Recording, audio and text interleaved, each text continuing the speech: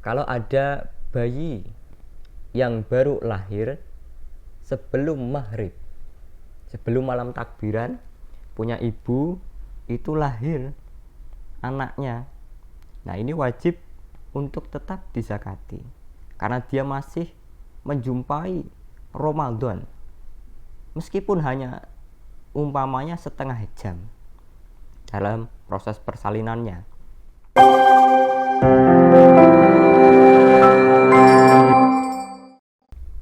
Assalamualaikum warahmatullahi wabarakatuh.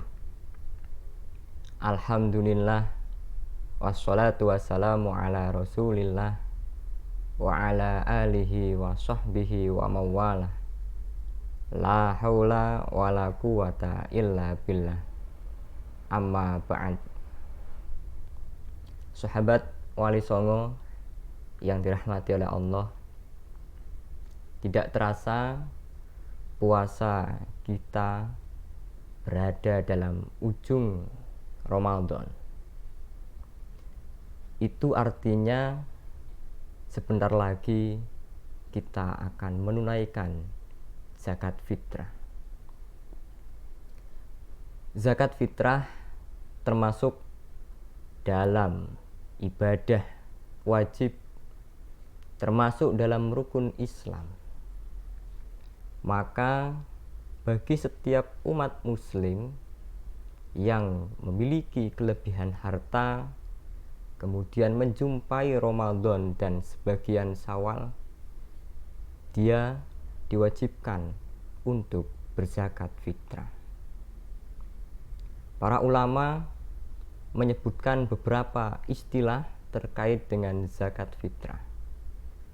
Ada yang menyebutkan shadaqatul fitri, ada yang menyebutkan zakatus shaum, ada yang menyebutkan pula zakatul Ramadan. Pada intinya, zakat fitrah adalah mengeluarkan seberat ukuran yang telah ditentukan oleh syara kepada mustahik, kepada orang yang berhak menerima zakat. Nah, di sini ada beberapa bagian, ada beberapa persoalan yang menurut kita penting untuk diketahui bersama. Yang pertama, zakat fitrah mulai disyariatkan adalah pada tahun 2 Hijriah, yakni 2 hari sebelum memasuki bulan Syawal, bersamaan dengan bulan Ramadan, yakni diwajibkannya puasa pada bulan itu. Ada satu hadis dari Rasulullah riwayat Ibnu Umar radhiyallahu anhuma, anna Rasulullah sallallahu alaihi wasallam farodo zakatal fitri min Ramadana 'alan nasi so'an min tamrin au so'an min sya'irin ala kulli hurrin au abdin zakarin au unsa minal muslimina. Bahwa Rasulullah Shallallahu alaihi wasallam mewajibkan kepada kita umat muslim untuk melakukan, untuk menunaikan zakat fitrah. Zakat fitrahnya adalah 1 sok. 1 sok ini adalah 4 mudnya Nabi. Karena di Arab yang ada adalah gandum, kurma. Nah, maka yang disebutkan dalam hadis adalah tamar, kurma ataupun syair, gandum. Sementara kalau kita berada di Indonesia yang umumnya menggunakan beras sebagai bahan makanan pokok, maka 1 soknya beras ini seperti apa? Disinilah kita perlu tahu. Orang yang diwajibkan berzakat fitrah atau syarat wajibnya zakat fitrah itu ada 3. Yang pertama adalah muslim, kalau ada orang kafir atau non muslim, dia tidak wajib mengeluarkan zakat, kecuali kalau umat non muslim ini memiliki keluarga yang beragama muslim, yang mana umat non muslim ini dia wajib menafkahinya, maka dia mengeluarkan zakat untuk keluarga yang beragama muslim. Yang kedua, menjumpai sebagian bulan Ramadan dan sebagian bulan Syawal. Nah, di sini ada yang perlu kita perhatikan lebih dalam. Nanti ada yang wajib zakat dan ada yang tidak wajib zakat. Yang tidak wajib zakat adalah anak dari muslim yang baru lahir, tapi lahirnya setelah maghrib pada akhir bulan Ramadan. Artinya dia lahir pas malam takbiran. Karena dia tidak menjumpai Ramadan, si bayi ini, maka dia tidak wajib dizakati. Begitu pula dengan ketika ada seseorang muslim, kemudian dia meninggal dunia sebelum masuk pada awal bulan Syawal, berarti dia tidak wajib untuk berzakat karena dia belum menjumpai awal bulan Syawal. Yang kedua adalah yang wajib berzakat.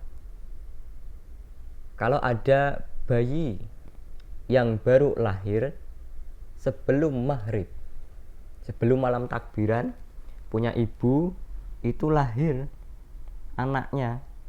Nah, ini wajib untuk tetap dizakati karena dia masih menjumpai Ramadan, meskipun hanya umpamanya setengah jam dalam proses persalinannya. Yang kedua, bagi orang yang sudah meninggal atau pas meninggal setelah maghrib, maka dia tetap berzakat karena dia sudah menjumpai Ramadan dan dia sudah menjumpai awal Syawal, meskipun hanya sebentar. Yang selanjutnya yang penting untuk kita bahas adalah apa yang harus dizakati dan berapa takarannya. Untuk di Indonesia, maka bahan makanan pokoknya adalah beras. Meskipun umpamanya ada perbedaan, ternyata misalkan di daerah timur itu bukan beras, maka yang dikeluarkan barangnya adalah yang berada di daerah tersebut. Nah, kadar zakat fitrah satu sok ini kalau dikonversikan ke dalam kilogram, ada perbedaan pendapat dari para ulama. Kalau dalam kitab Tasdidul Bunyan, kalau dalam kilogram itu 2,5. Dalam kitab Takriratus Sadidah 2,75 kg. Dalam kitab Ahkamul Ibadah 2,175 kg.